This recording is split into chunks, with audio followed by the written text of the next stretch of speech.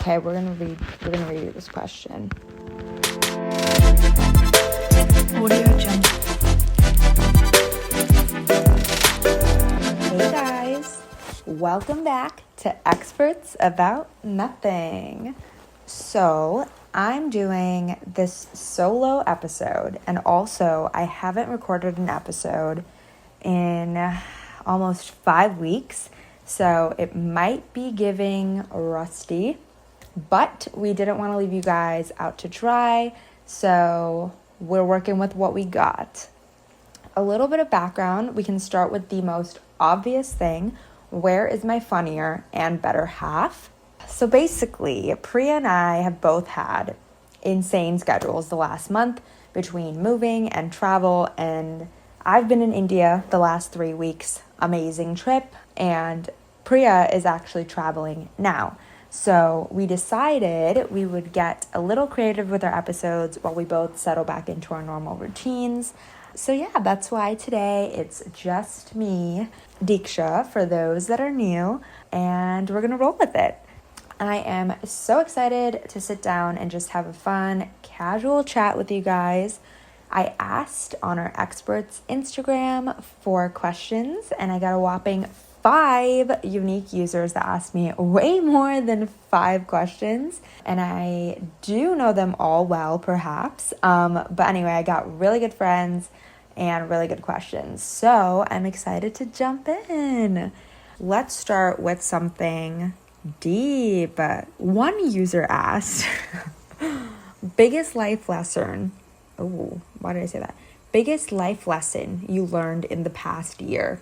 I would say the biggest life lesson that I learned this year was definitely just to not get in your way all the time, catastrophizing everything. And I know I definitely do this with work. For example, if I feel behind on something, or if something is taking me just like 10x longer than I want it to take, but it's something I still really want to get done and need to get done, yeah, I just feel behind and I feel disappointed in myself.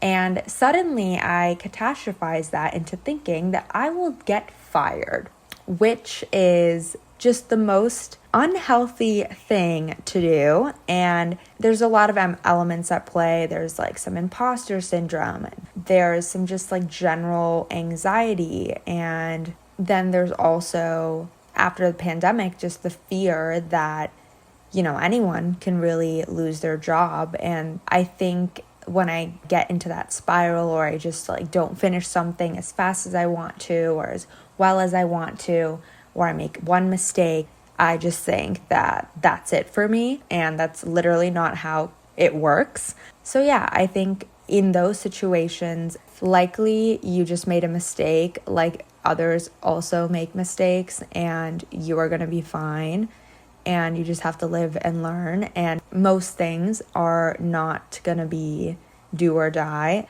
That's one. Another lesson is that I am just so go, go, go all the time.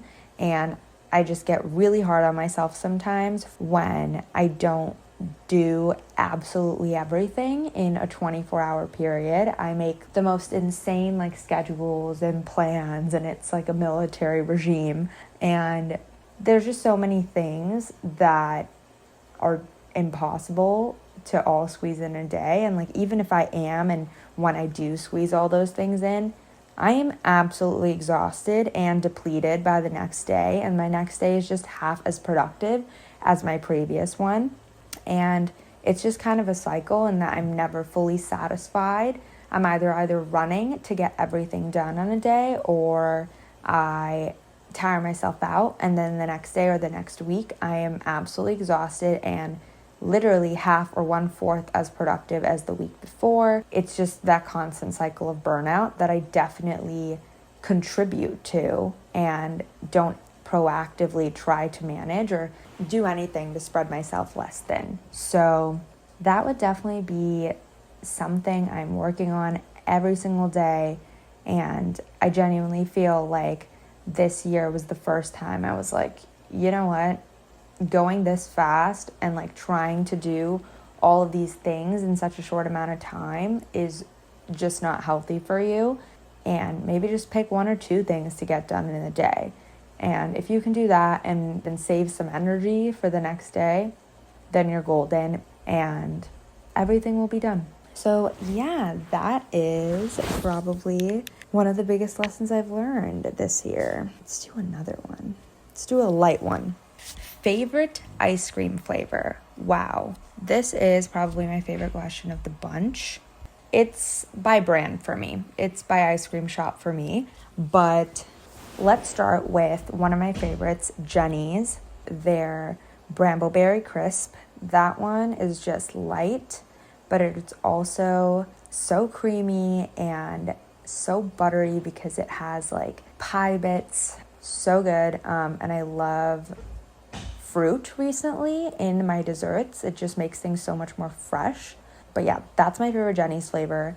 Ben & Jerry's, I gotta say, Choco Fudge Brownie all the way. If I want chocolate, that ice cream will hit different. That brownie, I don't know what is in that brownie, but it is one of probably the best brownies I've ever had.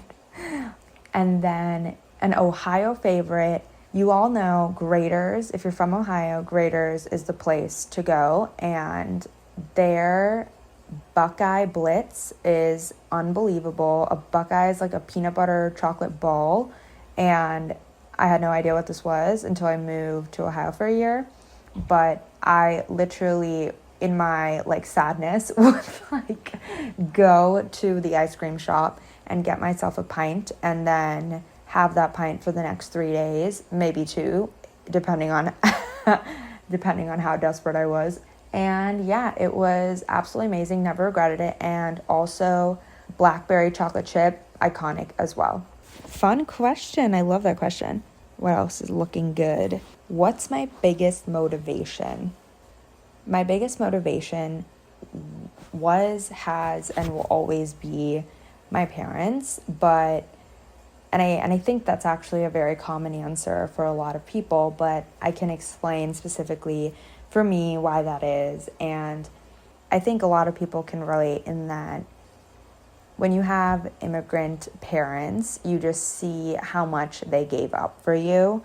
And I think having gone to India recently and just, connecting with so many of my family members, I just see my parents so happy to be around, their friends growing up, their brothers and sisters, their parents. And it's just so natural for them to be in India and to live that lifestyle. And, for us, the US is natural for us. New York City feels natural for me. But for them, that's India. And just to imagine having to give up everything that I currently have and, pick up and move somewhere else, it is a very scary thought to leave behind so much and so many important people in your life, for the chance of something better. So I am extremely motivated, I would say, in my career, in my day-to-day, with this podcast even, to do something that not exceeds, but to do something more than just, the 9 to 5, and to do something that I'm actually passionate about and to keep my passions alive, because honestly, they couldn't. Their passions were cut short and they had so many different struggles, adjustments that they had to make, sacrifices they had to make that we will fully never understand, and I will fully never understand. So my biggest motivation will always be my parents. And yeah. Whew, that was a deep one. So let's do something more fun. Okay, dream vacation spot. What a fun cue. Okay, so I definitely have a couple. I actually love India. And although I've been there so many times, I think I've said this in our Not Indian Enough episode, but to see and really immerse myself in other parts of India and appreciate all the different cultures within India itself. I think there's so many regions and areas and unique aspects of the different states there and the different cities that I would love to see. And I would love to do the Jaipur, Agra trip. I would love to go to Manali, go deeper south. Yeah, I think that would be super fun and would just make me even closer to the culture. So I think that could be really cool and something I've always wanted to do, but just never had the time to. Another dream vacation would actually just be a very relaxing one. One where I am sitting at the beach, sitting at a like bougie hotel where I can just lay down, have a nice extenuous spa day, and just not think about anything. I think that would genuinely be my dream vacation. I am very go, go, go all the time. So to sit down and unwind, read a couple books, just be unbothered, get a couple massages, get some sun, walk around, work out, that would be ideal. So it could be in any tropical destination. Let's just say Turks and Caicos. Next question. What are you most looking forward to this summer? This summer, I have so much to look forward to. I am so excited. First and foremost, I have multiple very close friends that are getting married. The first one is someone extremely close to me, my childhood best friend. She means the absolute world to me, and we are so close. She's like a sister, and her family is like my family. But she is getting married in June in Illinois, so I'm excited about that. And then I have multiple college friends that are getting married in July and then also in September. So very excited about that. I also have a really exciting girls trip coming up with all of my college girl group, and that is going to be iconic. Been so long since we all got together, so I am way hype about that. But there's so much to look forward to, lots of travel, and hopefully also lots of just time in the city when I'm not traveling. So what next? Best advice you would give to someone. Okay, I think this quote, this phrase is one that stuck with me. It would be, you work to live, you do not live to work. And I feel like that phrase is really hard when you are in your early 20s, ready to get after it. You're like, work is the only thing you have to focus on after years of dealing with school and extracurriculars and all these other things. I think it's very difficult to pull away from work, and it's always something I had to work on, just like feeling guilty for taking too much consecutive time off, or feeling sad for yourself that you didn't take enough time off, and just always like a lingering feeling of being burnt out. And recently I just realized, like, what is the point? You do your best work when you are your most rested. Everyone deserves a break, and naturally some things will come easier to some, harder to others, will take longer for some, less for others. There is no better time to take vacation than when you need it. And that's what vacation is for. So just work, but also play and have fun and, spend money on yourself, treat yourself and treat others. And yeah, that is the vibe. You work to live, you don't live to work. We have another fun question. Do you miss Priya?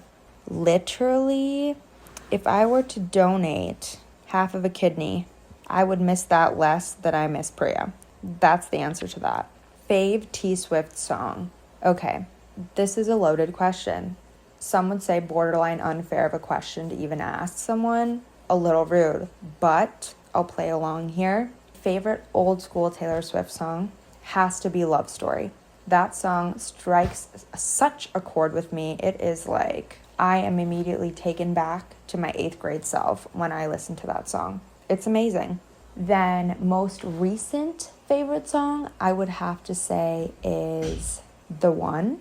That song is just so emotional. I love that song, and I literally listened to that song on repeat for 3 weeks. It is so good.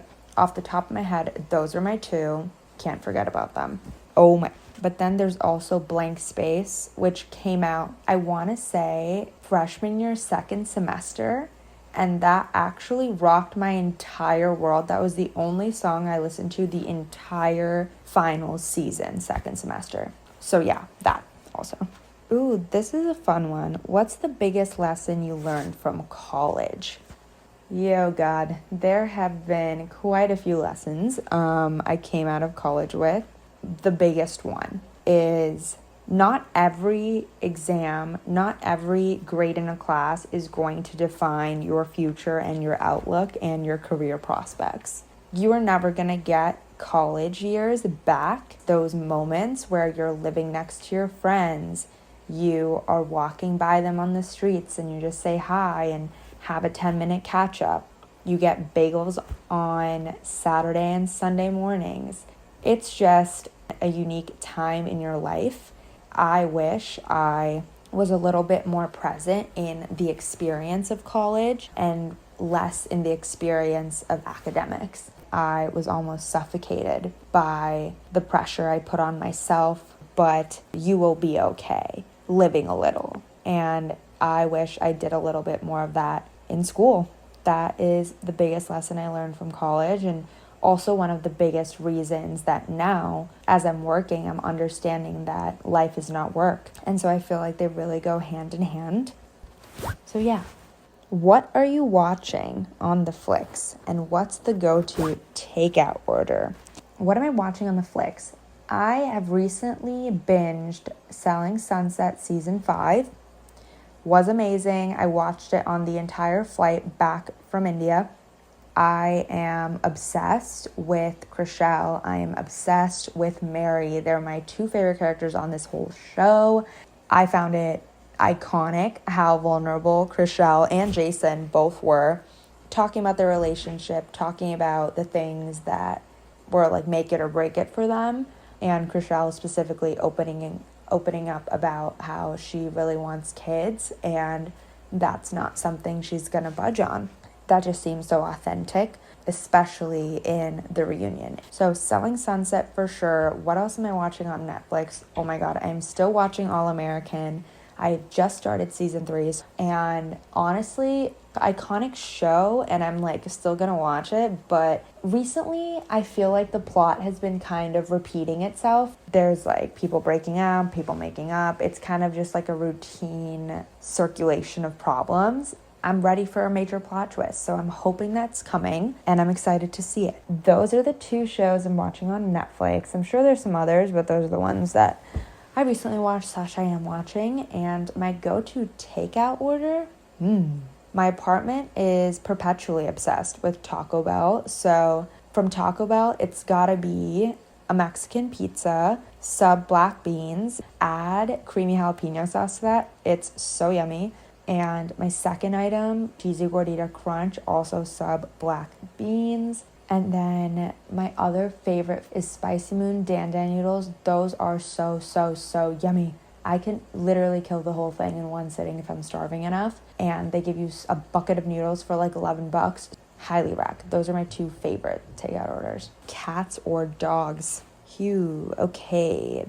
Should be obvious. For me, it is definitely dogs. Major dog person. And it's not gonna have anything like against cats. If there was a cat sitting next to me, I would pet it and like vibe with the cat. But my personal preference is a dog because you can play with it, run with it. I love a good, curious dog. You know what I mean? The thing with cats to me is that they're just kind of like there and they kind of just creep up on you. I don't like when a cat is just sitting in a corner and like not making any noise. And like you turn into the room and they're just like sitting on a desk. That is very scary to me. So dogs all the way.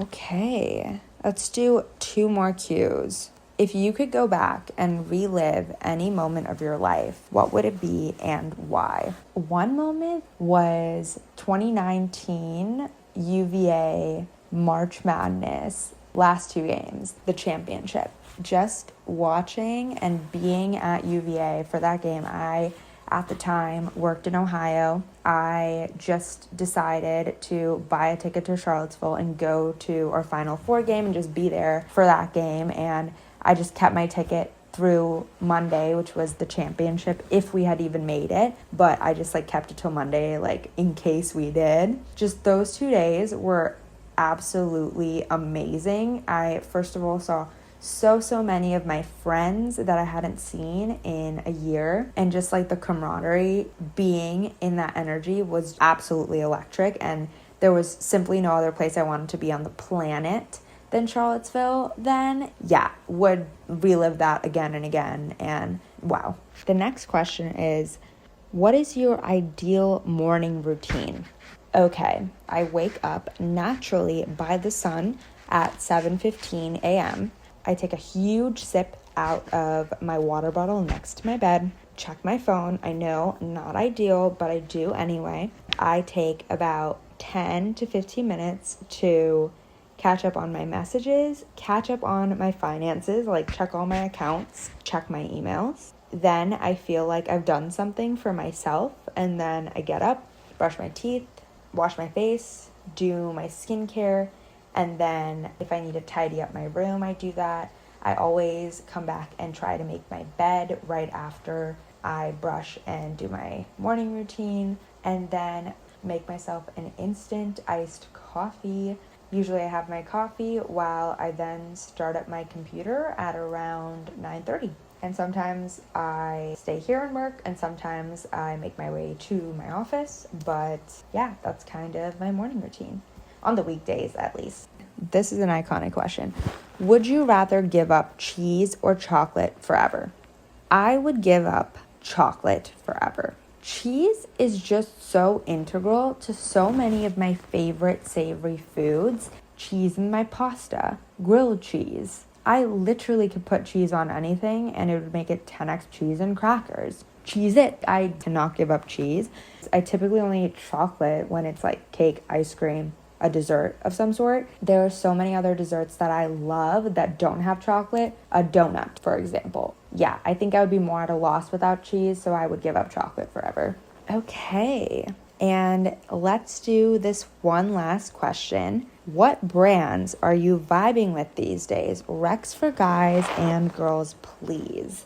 Okay, so if you guys listened to some of our previous episodes, you may know that I recently recommended Glassons before, which is an Australian online store, and it is just iconic. It has so many fun, cute, elevated basics. You do have to pay $10 shipping from Australia if you live here in the US, but I am obsessed with those pieces. The quality is outstanding. Their corset tops are the cutest, most flattering tops ever. And obviously this is one of my favorite brands for girls, but I absolutely love it. What other brands am I vibing with? I love Abercrombie these days. Their styles are just so clean, and I'm really loving their new dresses and some of their new crop tops. And I know a lot of boys are vibing with their jeans specifically. I hear good things about, among other things. So I know this past weekend I went shopping with a couple of my guy friends, and they are obsessed with the brand Kith. And you know, I personally am not super into like some of the streetwear styles, but they have some really fun graphics, and I like the oversized fit. And so yeah, I think they have really cool hip stuff. It is definitely a pricey store. Definitely have to be ready to drop money when you go into that store. But yeah, if anyone has any fun hip brands that they're into, please tell me. Okay, this is a fun question that we can end with. Top coffee spots in NYC. There are 2 coffee shops that I absolutely love. One of them is the Elk, which is in West Village. I do and will pay $7 for their specialty iced coffees. They are so good. They have the perfect amount of sugar in them, so flavorful, and I drink absolutely every last sip of them. I've gotten their cinnamon latte before, and I've also gotten their like maple latte, and both of them were absolutely divine. And the other was Remy, and I'm pretty sure Remy was in like maybe Murray Hill area or like Midtown East. Like it's Remy Coffee and Flower Shop. It is so aesthetic inside, but they make the most tasty coffees, so good with their flavors, and that none of them are overpowering I got the honey latte and was absolutely obsessed with it. And I don't even do hot coffees normally, but it was so delicious. One of my friends got a rose latte and they absolutely loved it also. It was great. Highly recommend those two spots. Such good questions, such reflecting questions, and they were also so fun. But yeah, thanks so much for listening, guys. If you actually listen to the end and listen to my solo episode, that means so much to me. I don't really know what I'm doing, and I'm actually talking to my phone right now. I really tried to pull my inner Emma Chamberlain out for this, and if you know, you know. Thanks everyone once again, and if you haven't already, please consider following our podcast account at Experts About Nothing on Instagram and following our podcast on Apple and or Spotify. And as usual, our DMs are open for feedback and ideas. We would love to hear from you all. And we'll see you next week. And yes, Priya will be back soon, thank God.